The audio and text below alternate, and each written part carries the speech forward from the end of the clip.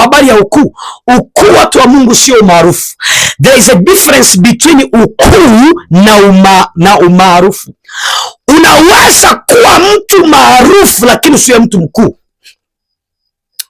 Tafsiri ya neno kuwa mtu mkuu, kuwa mtu mkuu ni uwezo wa ndani ya mtu ambao anapewa na Mungu, unaoweza kusababisha afanyike solution ya matatizo ya watu.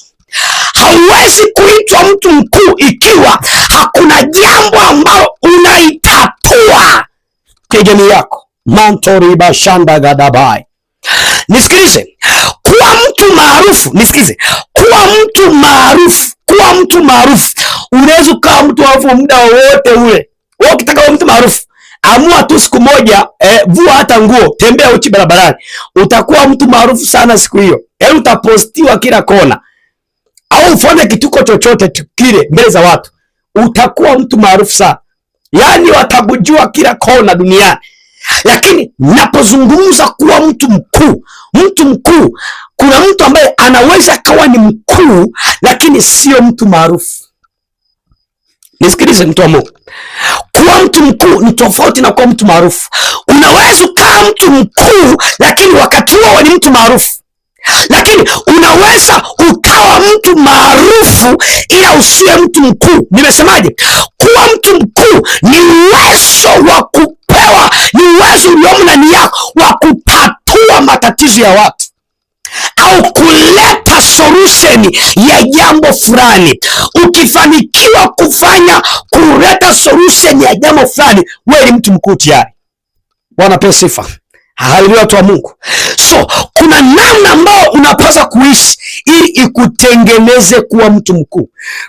Watu maarufu, umaarufu siku zote, umaarufu unaweza kupotea ndani ya siku chache.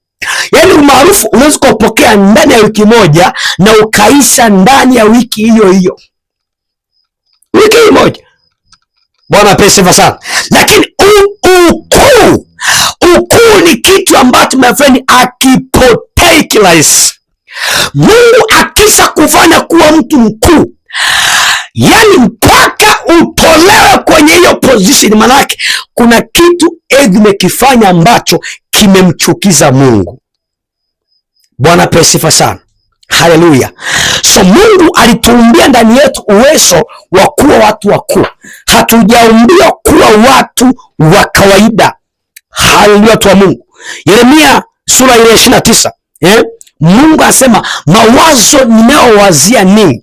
Yeremia 29:11, ya kama ni mawazo yaliyo mema, kuwapa ninyi tumaini, kuwapa ninyi uwezo wa kufanyika watu wakuu sana. Mawazo ya Mungu sisi ni kututengeneza kuwa watu wakuu. My friend, usigombanie kuwa mtu maarufu, gombania sana, fight, pambana kuwa mtu mkuu, kwa sababu umaarufu unaweza kupotea ndani ya siku chache sana, lakini ukuu haupoteagi. Ukuu ni zawadi ambayo Mungu akishakupa, maana unafanyika solution ya changamoto za watu. Hauwezi usijiite mtu mkuu ikiwa hakuna jambo ambalo unaitatua kwenye jamii yako, taifa lako, nchi yako, bara lako au dunia yako au hata familia yako. Usijiite mtu mkuu. Bwana pewe sifa sana. So kuna principle ambazo nataka nikufundishe. Jambo la kwanza ambalo linatengeneza watu wakuu. Jambo la kwanza. Tambua nani unayemtumikia. Jambo la kwanza, ili Mungu akufanye mtu mkuu, my friend, jambo la kwanza, tambua ni nani unayemtumikia. Tambua ni nani unayemtumikia. Nisikilize. Kuokoka ni issue ya kwanza, lakini kutambua nini ulichokipokea kwenye wokovu ni jambo la pili. Kuna watu wengi sana ambao wameokoka lakini hawatambui ni nani wanayemtumikia.